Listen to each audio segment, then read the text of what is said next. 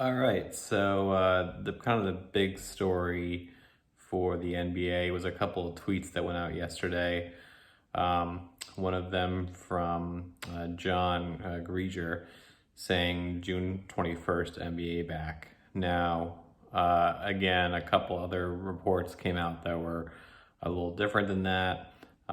Some said that June 21st is really only for training camp, which is most likely what's going to happen to get the players back into the flow of things, because a lot of them could be in tremendous shape, but a lot of them might not be even close. So you have to get them all on the same page, get them back into being a cohesive unit, and especially for those teams that are trying to win a championship this year, got to get them back to where they were before.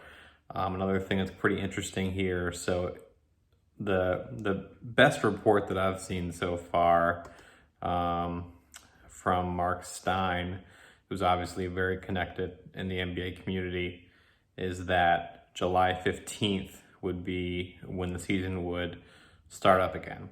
Now, I don't know what that means, and I don't think a lot of people do. One of the big things that I've seen anyway is that you have to look at it from a point of view of, so there's a lot of teams that, like, let's just say, for example, the Washington Wizards.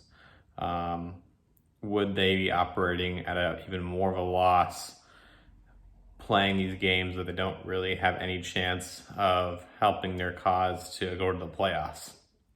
I did see Stephen A. Smith and Jay Williams on First Take the other day. They were arguing quite a bit about that one report where they said like a one-game series between the 7th and 8th seed in the playoffs right now, and then all the way back to like the Golden State Warriors. It would be like one-game series. I think that'd be wild. I think it would probably get tremendous ratings. I'm not sure what that would look like in terms of, would it be East or West? Would it just be like bundled up in one big bracket and, just go for it? There was also some talks earlier when they weren't really sure how like neutral sites were going to work and how to travel, how much time they had to just do like a March Madness type bracket in one location, kind of like the UFC, and don't let anyone leave. Everyone's tested, and it's a lot of tests compared to the UFC for one night. You have to make sure the players aren't leaving. You have to make sure the players are staying in an area that's safe and you can somewhat control them, even though how weird that sounds.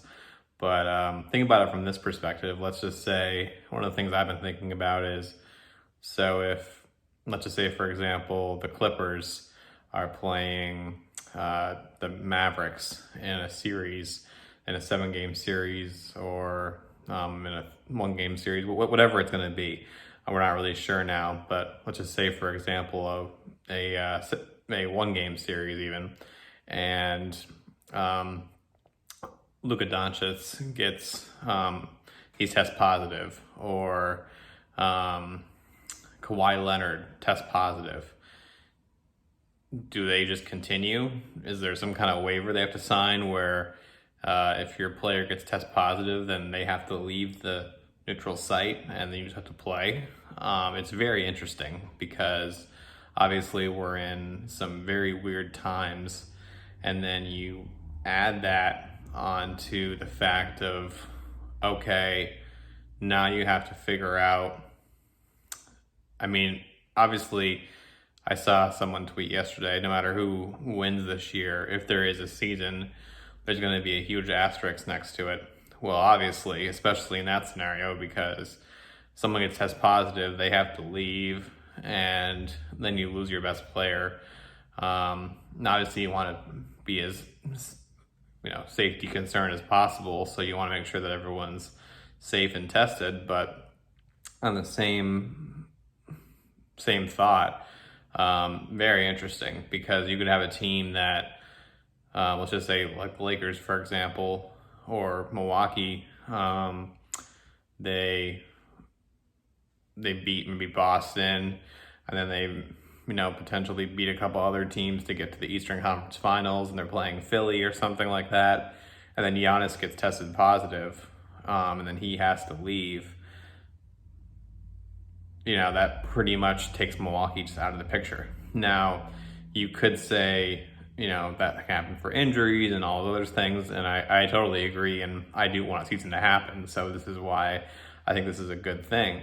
But there's just so many variables and factors that Adam Silver has to take into account and really be okay with, and the teams have to just be okay with. They'll have to know ahead of time. It can't be like Rudy Gobert, like something happens and then figure it out later. It has to be like, okay, if this player tests positive, they just have to leave. And I'm not sure what that looks like. If, let's just say 5, 6, 7 people on a team get tested positive, does that just stop the playoffs altogether? I mean, that's another thing. That's another thing I was seeing on there was, so let's just say it spreads in one locker room badly, and 7, 8 people are tested positive on one team. Well, that's your basketball team right there. So very interesting. I do think that these players are probably the least at risk for how young they are, in shape they are, and will they take care of their bodies and such. They are at a much lower chance of, potentially having this affect them as much as other people, but still there's going to have to be tests probably daily. If not daily, it's going to be very interesting to see how they play all that out. But as of right now, it looks like July 15th would be the date that they would start playing basketball again. That could be sooner, could be later, could be not at all. I hope it is soon, and we'll just have to see how it plays out. Adam Silver, I think, has a very tremendous opportunity, but also a very interesting way of doing things. I think, unfortunately, I can't see a scenario where they play a 7-game series just because of the huge potential of more people getting positive. I think they would want to make this as short as possible in an area they can control and not risk the potential for this to be bad. So, it's very interesting. I think if they did it somewhat like March Madness, the ratings would be would be crazy. They never had something like that. It would be just like, I think almost like NFL, because it would be so much drama into that one game.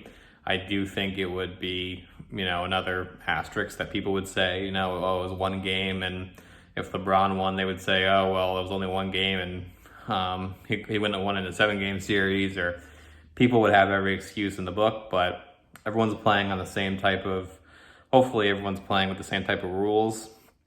No fans there would be very interesting. If you're going to think about it, it would probably be somewhat similar to if you've ever seen those high school gyms where no fans are there. If you listen to something like that, that's kind of how it would be. It would be very, squeaky sneakers and trash talking probably, and not a whole lot of noise, which you're very accustomed to. So that's going to be another element that's interesting. I hope I see it. I hope we see it, and I'll try to update in another video if we get some more information. But this is very interesting, and excited to see what happens. So like, subscribe, comment. If you have any ideas you think that they would do. They're floating a lot of stuff around, but we'll just have to see what happens. And thanks for joining.